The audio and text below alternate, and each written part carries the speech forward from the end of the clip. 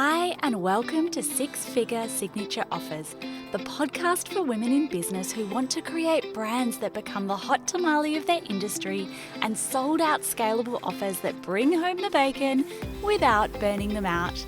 I'm your host, online business strategist Robin Birkin. I've gone from managing 8-figure marketing budgets and big teams to creating 2 multi-6-figure businesses in part-time hours by design. If you're ready to attract Cloud9 clients in droves, sell out your scalable offers, and not bring your laptop to the beach, then welcome, let's go. Hi, and welcome to the podcast. We have had so many new subscribers come to the podcast from the series that I ran in July. So if you are new here, hi, I hope you love it. I hope you have so much success in growing and scaling your signature offer by listening to this podcast. And whatever it is, if it's a membership, a course, a mastermind, I hope you love it. And I hope you learn so many great tips about marketing, serving, and selling at scale. Now, one of the things, if you are new here, that you may not have seen is that around a year ago, I did a series of 5 episodes all about different offer combinations and launch styles that would be great examples for you of what a 6-figure signature offer might look like. Now, I think I need to bring that series back with a little bit of what's working now. I've had a bit of a resurgence in this series, and I know because when you listen to that series, you can comment like a particular word and get the actual simulations of how that would look in a 12-month period. And I know because people have been commenting that and reaching out in my DMs to get those, like PDF breakdowns of what that would look like. So 2 things. If you would like to see that in terms of what's working now, what I would recommend now, let me know on Instagram. And if you haven't listened to those and you're like, yes, give me some inspiration, what would a scalable offer suite across a 12-month period look like if I wanted to reach 6 figures? How would I launch that? Go back, scroll through the podcast because I think you will love it. Now, I am really excited for today's episode because as much as I love strategy, your mindset is something that will radically impact the success or lack thereof of your business. And one of the reasons why I think that my first business hit 6 figures in just 6 hours per week and then went on to reach multiple 6 figures in similar hours. One of the reasons why I think this business reached multiple 6 figures in less than 15 months, why I had my first 100K month about 12 months after starting this business, is because of mindset and my ability to really understand my brain. And in fact, when I was a life coach, understanding your brain, understanding your limiting beliefs, understanding why your brain says things and why it doesn't was actually one of the ways that I was able to get such great results for my clients. So today I was talking about 8 sneaky mindset gremlins that are stopping you from hitting $250,000 and beyond. And I really speak to $250,000 myself as almost like this holy grail or the minimum of what I think you should achieve. It's no longer $100,000. I do not believe that $100,000 is meaningful enough. And the reason why I say $250,000 all the time as this benchmark for business is because when you are making that amount of money, that's about $20,000 per month. And when you're making that amount of money, that's a 6-figure wage. And when you have a 6-figure wage in your business, that's what allows you to actually pay the mortgage. That's what allows you to actually feel like, oh, I can reinvest in all of the things. And so if you are not at $250,000 yet, these are some of the mindset gremlins that might be holding you back. And this might be why also you have plateaued at just under or around the $100,000 mark. So here we go. Number 1 is getting itchy and watching everybody else and trying to keep up. If you are perpetually looking outside at your business and always looking at people saying, this is what's working now, this is what's working now, this is what you need to do all of the time, then what you are potentially going to be doing is resetting the clock in your business every 3 or so months. Every business strategy can work if you work it. Low ticket offer suites can work if you work it. Myself, in my business, I primarily run a rolling webinar into my 5-figure investment, which is the Peace and Profit Mastermind. That can work if you work it. But the problem is that so many people in business will half-heartedly try one strategy, declare it doesn't work, stop the clock, and then try again. And this might even be the same for your top of funnel content. Like, I tried this on Instagram and it didn't work, and therefore I gave up and tried a new strategy, and then that didn't work, and I didn't fully see it through. I didn't look at the data and rinse and repeat and optimize in order to make the strategy work. So you need to really have a think about, what is the strategy? What is the offer suite? What is the way of marketing? What is the way of serving my clients that is going to work the absolute best for me? And then you need to double down on it, right? There are definitely going to be some tweaks. There are definitely going to be tasks that you have to do in your business that you don't enjoy doing. And yes, there's going to have to be some flexibility. Sometimes you are going to have some one-to-one clients in order to make up your revenue so that you can reinvest in Facebook ads to scale, as an example. However, by and large, you need to be working with and sticking to one particular style of running your business and stick with it and tune out to the noise. Because again, every strategy can work if you work it. What is going to work best for you in the long term for your business? And then again, coming back to what I call peace and profit decisions, which is a number of things, but what is the easiest, fastest, and most probable way that you will get to the result that you want, and then double down on that. So we can sometimes be, especially so many people right now, quite unrealistic in our expectations of what we want in business. And a lot of people, I think, are seeing all of these incredible people have these incredible launches and potentially conveniently forgetting some of the things that they have done in their business. Let me speak again to Callan Faulkner. Now, that episode has been the most popular episode that I've ever done. And part of the reason for that is because of the way that I have structured that episode, that it's now getting recommended by ChatGPT and things like that when people are searching for Callan Faulkner. If that is you and you're like, oh my God, that's how I found this episode, let me know, because I've had several people reach out and I'm so curious as to whether that's how you found out.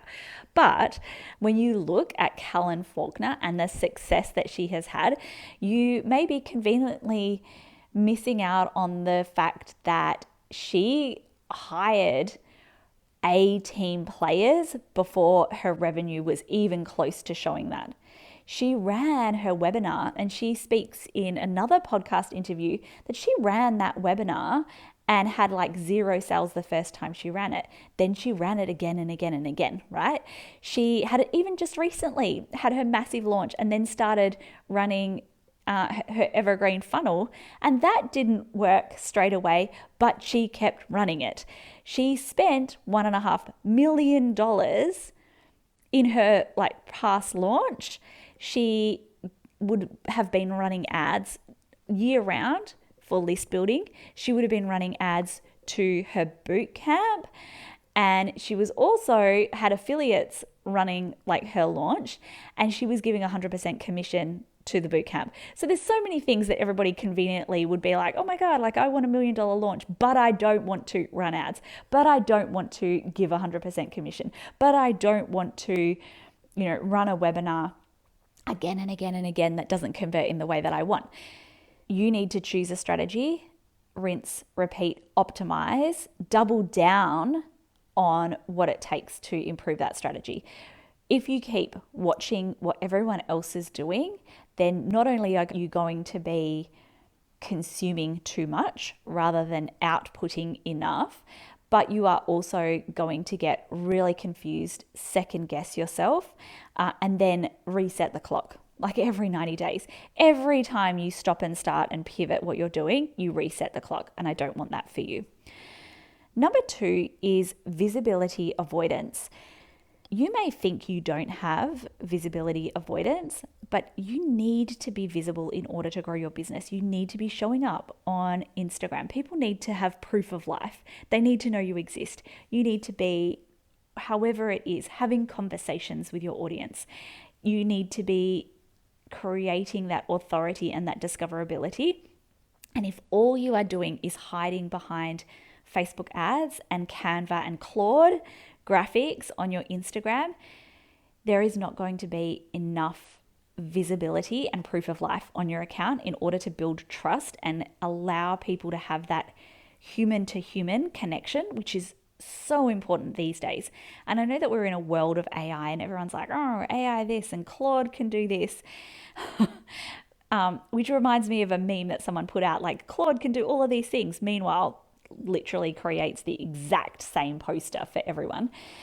But everyone's talking about like, get on the bandwagon of AI. But you need to know that there is a massive demand right now for human perspective, human discernment, human rapport, and human connection. So we can very easily get on the bandwagon of like, oh, AI this, and I'm going to hide behind all of these like really generic, same, like lots of staccato, lots of contrast framing kind of carousels. And that is possibly you hiding behind a wound or a block around being seen and being visible. This is also sometimes where we come back to this like concept of people pleasing and wanting to be liked by everyone and not feeling like you're okay with being misunderstood. You need to be okay with not everyone liking you. The same things that attract people like a magnet are going to be the same things that also repel other people, and that's okay as you get more visible. And we have people inside our mastermind regularly who take off on Instagram. They have really strong audiences on places like Instagram and TikTok, and they regularly are misunderstood in what it is that they put out. And it's really important to have that, because the same things that you put out that are misunderstood by people, that other people don't like, are the same things that really speak to the secret thoughts that your dream clients have, that then magnetizes them to you. But if you have a visibility block, or if you feel like everybody needs to know and like and love you and you can't piss anyone off, and you are afraid to be seen in case you like someone doesn't like you, that is a massive block that you have, because attention is like currency. We're in an attention and a trust economy right now. Both of the, like what I've spoken to there is both attention and trust. You need proof of life, you need visibility, people need to know you exist, and you are not going to have everyone understand, like everything that you do. Number 3 is questioning your niche and wanting to always expand your niche. So this is almost like 2 things in one, but I work with a lot, and by a lot, I mean a lot of women in business who will get to the 6-figure mark and then decide that they want to also expand to speak to other topics, or they have already expanded and they hang on for dear life to multiple niches, multiple Instagram accounts. They hang on for dear life in wanting to speak to all of these different topics at the same time. And the secret to scaling is to simplify. And even I struggle with this, right? You can and will be good at multiple things. You may be an expert in multiple things, but at the end of the day, if you are a jack of all trades, you're a master of none. And I know that the rest of the quote like says something like, but it's better than nothing. I don't know. But really the secret to scaling is to simplify. Less offers, less specialties. And this is also why I believe that having one hero signature offer is the smartest way to be in business. Everybody that you know who is wildly successful in business is known for one thing and has one signature hero flagship offer. One. Does that mean that they only have one offer period in their business? No. You will have offers that are like feeder offers that feed into that signature program. And then you will have this hidden menu of other offers on the back end. And some of those offers are the most wildly profitable, simple offers to sell and deliver. And that's how you get to be wildly profitable. But on the front end, your audience needs to know you for one thing. And a lot of women, like I said, I will work with them and they will cling on. Like, you will pry these like other offers from my hands, from my cold dead hands.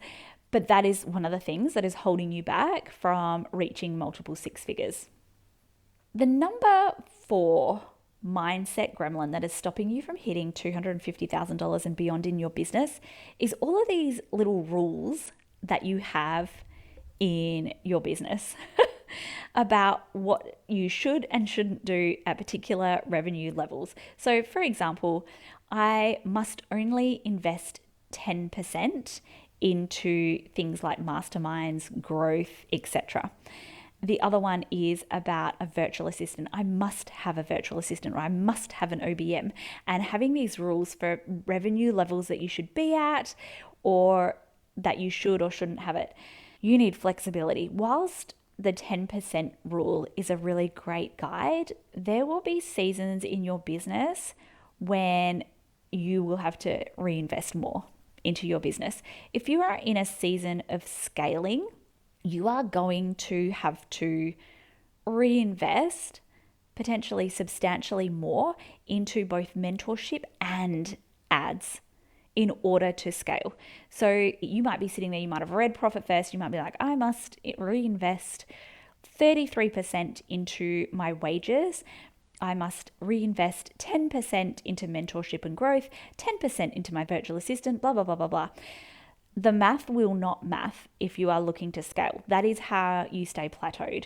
So it's really important from time to time that you understand the season of business that you are in. Are you in a maintenance season? If you're in a maintenance season and things are working for you and you don't feel like you are stretched at capacity, you don't feel lonely, you may not need to invest in mentorship, as an example. If you have a really strong organic audience and you enjoy it and you are again in a maintenance season, you feel like I'm reaching my revenue goals, I'm pretty happy where I'm at, I don't want to increase that, then you might not need to invest in Facebook ads. However, if that is not the case and you are clinging for dear life again to this 10% rule, or you feel like you can't hire a VA yet until some magical milestone, then you're going to stay stuck. Something has to give. If you want to double your leads for your next launch, that has to come from somewhere. You either have to pay for it in time or pay for it in money. So are you willing to double your output? Let's say you want more revenue in your business. Okay, cool. And you need more leads in order to make that happen, but you don't have more money to invest in Facebook ads. Well, cool, but that means you need to invest more time into growing on other channels. You need to launch a podcast. You need to get on Threads. You need to start a YouTube channel. You need to double, triple your output.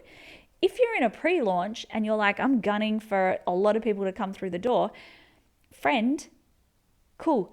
Double your output and or double your ad spend. And if you say, I don't have the time, so therefore I want to pay for it, and you want double the leads, that money has to come from somewhere. And what you don't want to hear is that sometimes that money has to come out of your wages. If you want to invest in mentorship, if what you're doing right now isn't working and you're like, oh, this isn't where I want it to be, and I can see that I want to grow in this amount of time and I need some discernment, I need some outside eyes so I can see the wood for the trees, well, that money is going to have to come from somewhere. It has to come from maybe your ad spend, it has to come from your wages, it has to come from your personal savings. It has to come from somewhere. If you're in a scaling season, let's normalize that you sometimes have to reinvest. So if you are stuck on something being 10%, or you need a VA at a particular point, or you might not need a VA even at all, depending on how your business is structured. But if you have all these rules about what needs to happen at a particular point, and that's not fluid and flexible, that is how you are going to stay stuck at $100,000. The next one is needing a result before you invest. And this is about ads. This is about like networking. This is about mentorship. I couldn't possibly reach out and form a connection with this person on Instagram because I'm at a particular revenue level and they're not. Or I can't market to people at a particular revenue level because I haven't reached that revenue level myself, even though you may have reached it in the past, even though you may have done it 10 times over in your corporate life, right? You sometimes cannot get to a particular level until you invest. So, and this goes for everything. Like, I feel overwhelmed in my business and I don't know what to do, right? So I'm not going to invest until I don't feel overwhelmed. But actually, the thing that will stop you from feeling overwhelmed is investing. I am not going to invest the time into Instagram until what I do gets some traction. But you might need to put 500 posts out on Instagram before you get traction. I am not going to invest in mentorship at a high level until I'm at $100,000 or $200,000.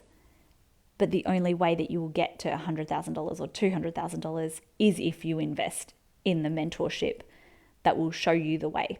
So my experience of entrepreneurship is that you leap first. You take the leap, or you put in the reps, and then you get the result after. And in my weekly newsletter, I will link that to you if you would like to sign up to join that. I shared a quote that has been living in my brain rent-free, and that quote is, "He who rows little has weak arms." And that says to me, you need to put in the reps before you get the result. Everything in online business is about delayed gratification. So if you are expecting results before you put in the work, before you invest, before insert thing here, you are going to be sorely disappointed for basically your entire business journey. Number 6 is that it has to be linear. There are a lot of business owners who would be at $100,000 who I know because I see behind business owners' businesses all of the time, and they feel devastated right now because their revenue has gone backwards and they are questioning everything about their success, their skills, their expertise, all of the things. And I think it's a myth that business is always linear. The majority of business owners will have lumpy months and lumpy years. And sometimes you have to slingshot back a little bit in order to slingshot forward. And again, speaking to, this concept of if you are in a scaling season, sometimes you have to pull back a little bit. So you might have to pull back on personal spending, or you might have to pull back on ads 1 month in order to really double down the following month on a big promotion. So business is very rarely linear, and I think we always expect it to go in this double on double every year.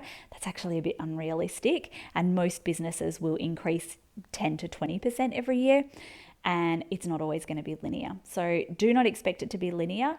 Do not allow that to affect your self-confidence, stop you from showing up, stop your self-belief. That's actually not how it often works. Number 7 is that there has to be a secret.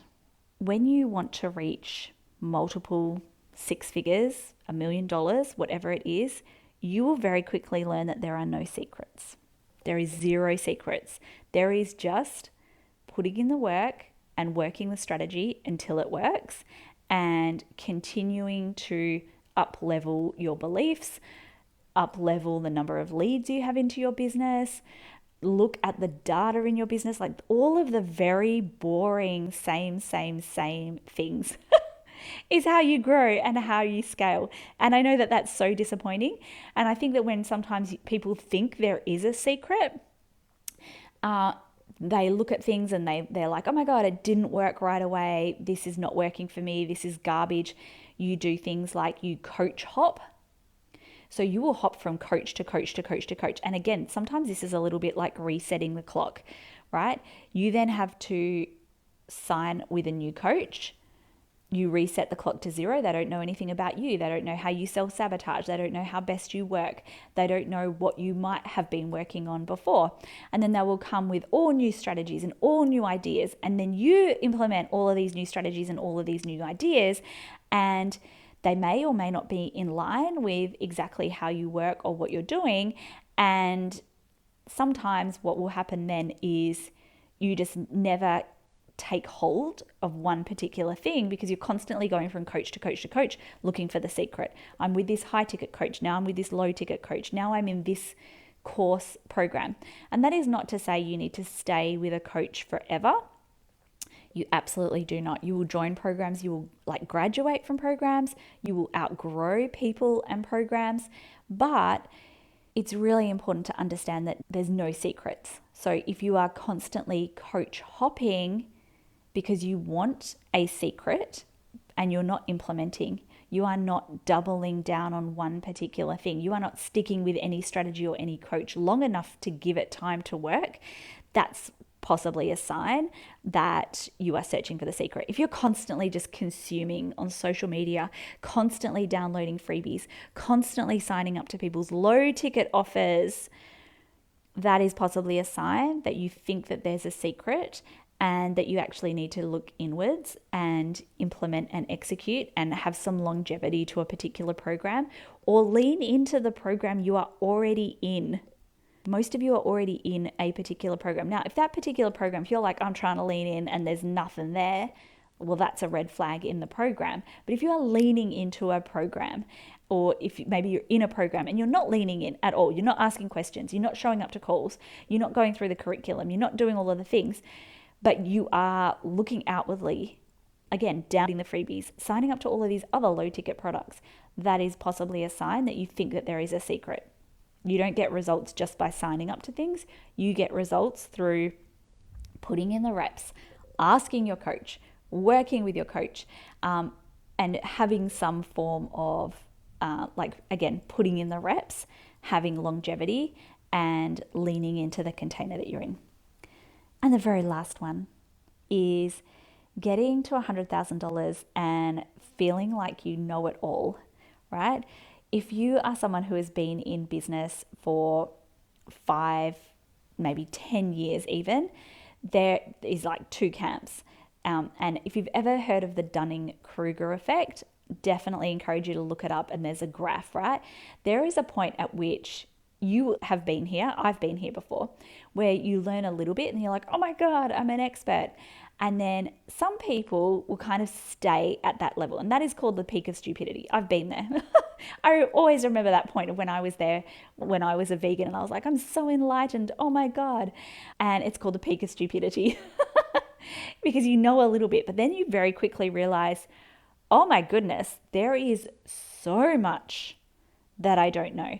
And you can kind of stay at that, like feeling like I know it all, and then almost become uncoachable because you are fixed and you're like, no, it has to work this way. Like I'm convinced it works this way. And there is something to be said for having some conviction, especially if what you are learning is in some ways what you are teaching. But then the other thing that can happen is feeling like you know nothing and then becoming paralyzed. So you don't know everything. You will never know everything. What worked once will eventually stop. And you can sometimes take 30% of someone's strategy and then be like, that's the whole strategy and it doesn't work, when actually you only saw 30% of the strategy, right? Or you only saw what you wanted to see. Again, referring back to what I said about Cullen Faulkner. Or you can get paralyzed and then be like, I know nothing, etc. And then let it hoodwink you and then create visibility wounds. So really sit in that space between I am a continual scientist I do not need to know everything. You know, you might be a business to business coach, and this is where I find this comes up especially. You might be in business to business. Let's say you are in business to business and your specialty is webinars, and you have a webinar that doesn't quite go the way you want, and then you get derailed because you're like, oh, I know nothing about webinars. That's not actually the case. You probably do, but you have very high expectations. The market is fluid, so it's important for you to keep practicing your craft, and it's important for you to move with the market and be constantly testing and experimenting, and therefore for you to expect, number one, either that you know it all, or number two, that you know nothing and let it derail you, is not quite true. You will always sit somewhere in the middle, and you should sit somewhere in the space of, I know more than my ideal client, and I am willing to continually learn, test, and be the scientist. And that is the healthiest place to be in. So those are 8 mindset gremlins that are stopping you from hitting $250,000 in business. I hope you loved this episode. If any of these resonated with you, or if you were like, oh, stopped in tracks, oh my goodness, thank you. I would love to hear from you on Instagram always, and I cannot wait to speak to you next time. Okay, bye for now.